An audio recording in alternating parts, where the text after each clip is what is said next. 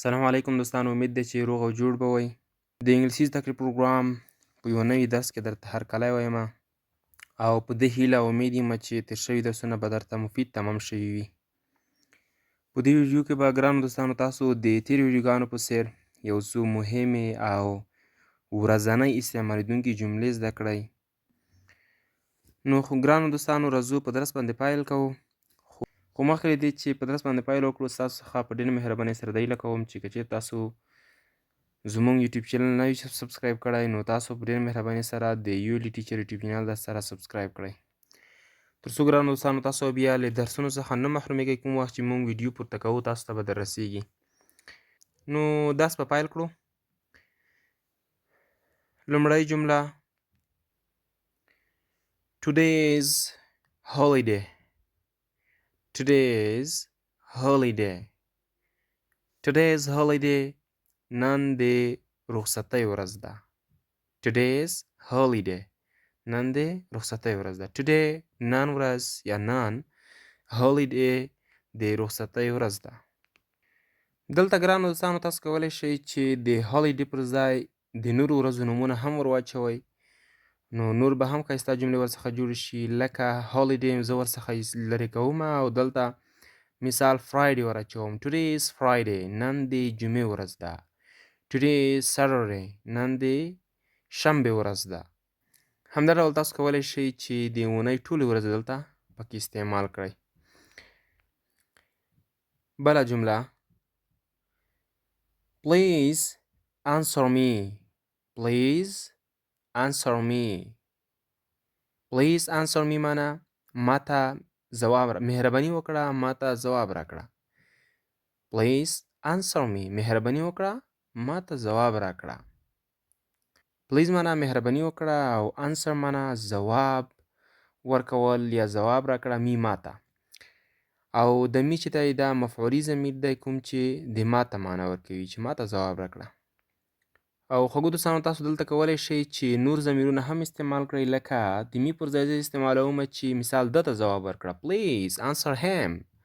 ده ته ځواب ورکړه. Please answer us. مونږ ته ځواب راکړه.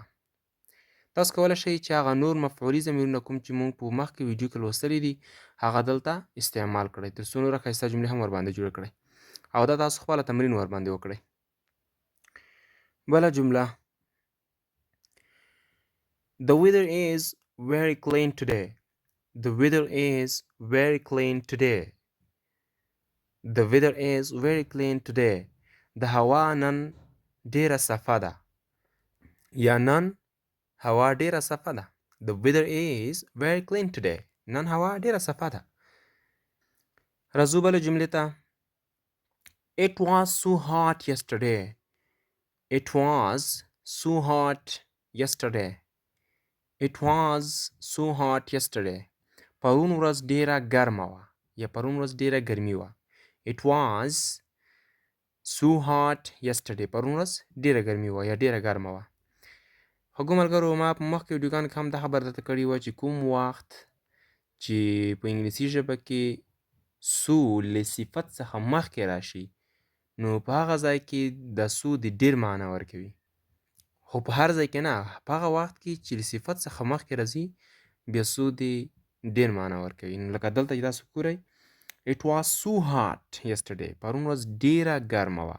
دلته هار صفت دی د ګرموالي معنی ورکوي او سو چې دی د مخکې ورڅخه راغلی نو ځکه یې معنی داسې کېږي چې ډیره ګرمه وه.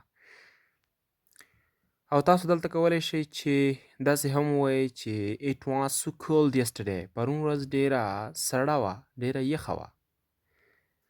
او داسې نوره جملې هم ورباندې جوړولی شئ. نو تاسو کوشش کوئ چې نوره جملې په خپله ورباندې جوړې کړئ تر څو تمرین مو ورسره وشي. راځو بلې جملې ته. It was windy yesterday. It was windy yesterday. It was windy yesterday. پرون ورځ بادناکه وه، باد و. It was very وبخئ. It was windy yesterday. پرون ورځ بادناکه وه. دوستانو windy چې دا بدناکه ته ویل کیږي. wind معنی باد او windy معنی بدناکه. راځو بلې مهمې جملې ته. Please go fast. Please go fast. Please go fast معنا مهرباني وکړه تیز لاړ شه یا چټک لاړ شه. مهرباني وکړه تیز لاړ شه. Please go fast. او بله مهمه جمله go slowly. Go slowly. په ورو ځه. Go slowly. Go slowly. په ورو ځه یا please go slowly. مهرباني وکړه په ورو ځه. ګرانو دوستانو همدومره جملې د نن ورځې لپاره بس دي. تاسو هڅه او کوشش کوئ چې دغه جملې هم یاد کړئ او د دې سره په څنګ کې تاسو کوشش کوئ چې په دغه جملو د همدغه جملو په واسطه تاسو نوره جملې هم جوړې کړئ ترڅو تمرین مو ورسره وشي او انګلیسي مو لا قوي شي. نو ډیره مننه درڅخه کوم چې تاسو تر همدغه ځای زما سره پاتې وئ. که چېرته مو ویډیو خوښه شوې وي نو ویډیو د نورو دوستانو سره هم شریکه کړئ او د بیا لپاره د الله په امان.